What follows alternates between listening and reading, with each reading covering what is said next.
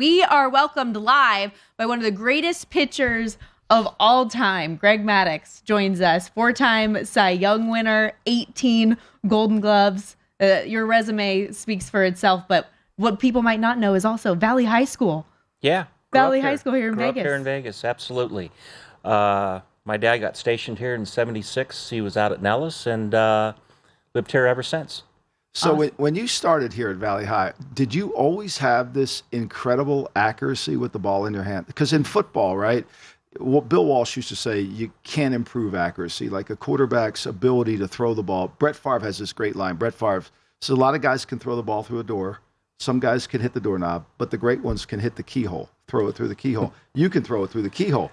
Did you have that at a young age? I had pretty good control at a young age, but that was, you spend your whole career trying to improve on that. And I learned at a very young age in high school that it's all about movement and location. It's not about velocity. And it's a little different nowadays. I understand it with the TrackMan and the spin rates and all that. But back then it was about being able to locate your fastball with movement and have the ability to change speeds. It's the same thing with quarterbacks. We all get just go crazy over the quarterback who can throw the ball the farthest. But the guy who can control the ball on 3rd and 6 and has to make the perfect throw is the best one. Montana, you would watch Montana throw, and I watched him. You know, it wasn't wow, but he threw the ball like you to the perfect spot all the time. Yeah, I mean, he got it done, yeah. Absolutely, and he had Jerry Rice too, so that helped. He sure did. You're here today at Circa because you're throwing out a ceremonial first pitch for opening day. I made a little joke earlier. It's like, hey, the stadium, the little thing that you have to stand on there, it's a little bit tight. How's the command? How you feeling? Well, I know. I looked at that and I'm hoping I don't fall off of it. But I'm sure it'll be a very short delivery. No, that's awesome. It'll be you and Josh Towers out there getting everybody set for opening day. I didn't realize this, and it's so cool to me, the first time since 1968 that every team is actually playing and having their opening day at the same time. Yeah, I saw that. It should be a fun day. Should be a lot of fun. I remember back in the day, it seemed like the Reds always opened up before the season started, and everybody else played the following day. But I'm looking forward to watching the game today. It should be a lot of fun, especially with all the new rules going on. With snow coming down in Cincinnati, too. I always could see that, you know. So opening day, you got 162, right? We all, in football, we talk about it's the next play. It's the next play. What's the baseball player's mentality? Is it just the next inning or the next game? When you got 162 facing you in 6 months, like that's a long journey. Yeah, it really is. I think really, honestly, it's one pitch at a time. Yeah. I mean, there's always a saying, you know, before the game starts, hey, biggest game of the year, you know, and you say that 162 times. And but once the game starts, you really take it one pitch at a time. You mentioned the new rules and the pitch clock being a big part of it. Like, how much is this going to change the game in your eyes? Like, if you are a pitcher getting ready to go, how much does that impact you? Not at all. I think the pitchers and hitters will be fine with it. I think they've done it for the last month and a half down in spring training. There's not a lot of complications with it. I think the biggest part's going to be the shifts. I think the pitchers' disengagements. They can only throw over the first twice now for each hitter. If the third time's a balk, unless they record an out. And I'm interested to see how the managers.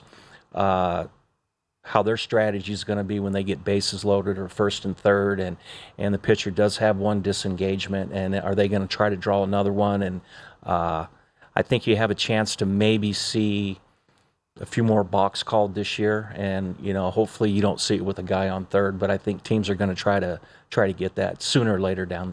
You know, in your career, you threw a lot of innings. Today, everybody's on a pitch count. Could you imagine a manager going out to Gibson in the 7th inning and telling him he was coming out of a game with? I mean, could you even imagine that? Like, it wouldn't happen. No, you couldn't imagine it. It is different now. I think. Did you feel like your arm was impacted by it? I mean, you got better as the years went on. I mean, you ran it, your lower body stayed the same.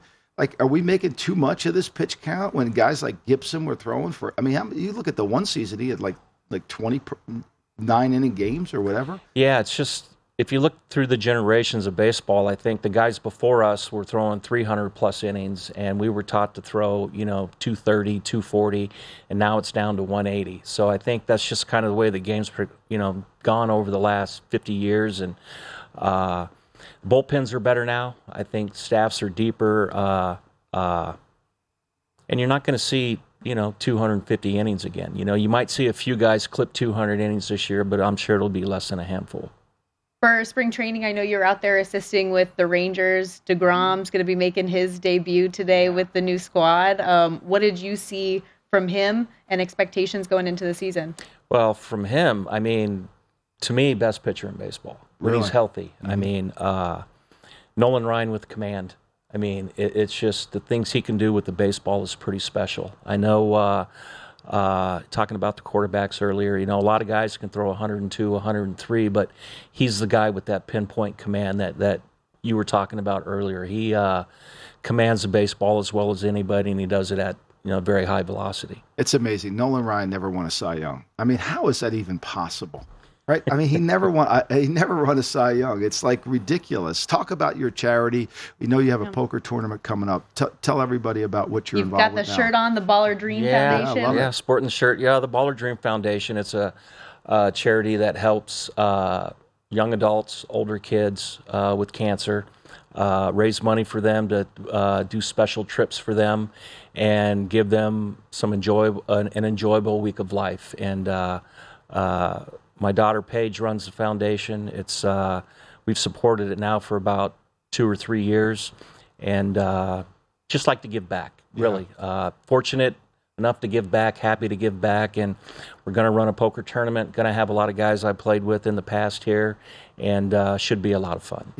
I always there's so many stupid bets people make. And so when they have these stupid bets that they make, they all think they're going to make. And I always call it a St. Jude's play because you're just better off giving the money to St. Jude's than making that stupid bet. So I'll start to do the Baller Dream bet. We'll transfer over. We'll try to split it up a little bit because there's a lot of dumb bets that would be better off giving to you than they would be making these things happen. Well, we definitely appreciate it. And, I'll start hitting that hard. I've been guilty of making some of those bets at times. Well, there's some. The one year Mitchell Trubisky for MVP would have been a great Baller Dream. Yeah, that was the dumbest bet of all time. But no, you're going to have like a full weekend here, though, for it. So it's April 28th through the 30th. Mm-hmm. Be up at Legacy Club, which is a beautiful rooftop bar that's here at Circa, and $2,500 for a single ticket to the celebrity event. But that gives you a buy-in, 10,000 chips up at Legacy Club. So anybody who wants to get out here, make sure you come. April 28th through the 30th, again, here at Circa Resort and Casino. And it's one of those things where everybody knows someone who's been impacted by cancer, but when it's kids and when it's younger people, it's that much harder to deal with. So it's really, really great what you guys are doing. Well, thank you. We're happy to do it. We're happy to raise money for the charity, and we're looking forward to a great event.